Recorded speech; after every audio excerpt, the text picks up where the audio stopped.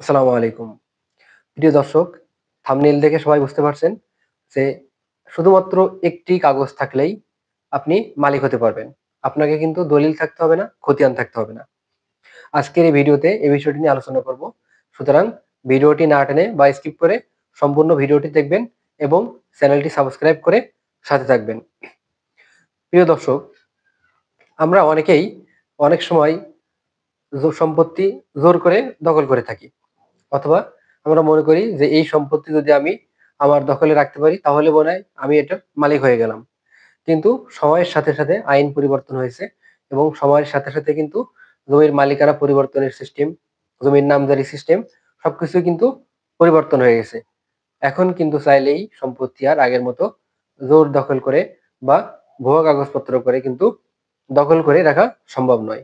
সুতরাং সেই ক্ষেত্রে অবশ্যই আমাদেরকে সচেতন হতে হবে।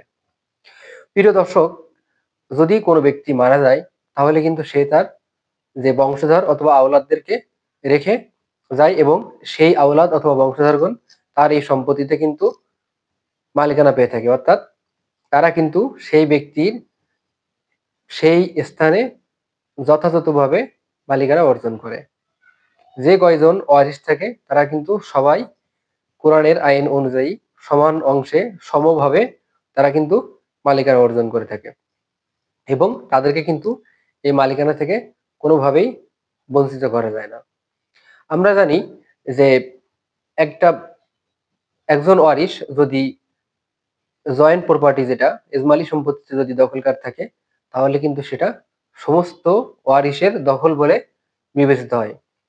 সুতরাং এখানে বলা যাবে না যে তামাদি আইনের 12 ধারা অনুযায়ী কোনো ওয়ারিশের সম্পত্তি তামাদি হয়ে গেছে, যেহেতু সে অনেক দিন যাবৎ বিদেশে ছিল।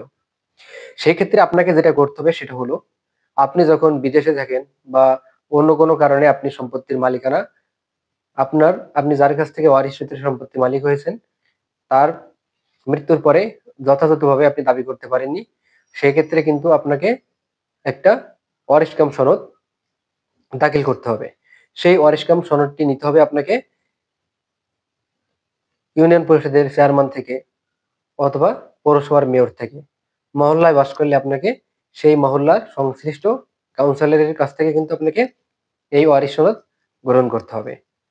প্রিয় দর্শক, একটি বিষয় আপনাদেরকে জানিয়ে রাখি, সেটা হলো যদি কোনো ব্যক্তি মারা যায় এবং তার যে খাজনা বকেয়া আছে সেগুলো কিন্তু তার ওয়ারিশদেরকেই পরিশোধ করতে হবে। কারণ এই সমস্ত ওয়ারিশ কিন্তু তার এই সম্পত্তিতে কিন্তু ভোগ দখল করবে এবং তারা কিন্তু সেখানে ভবিষ্যতে সেই সম্পত্তি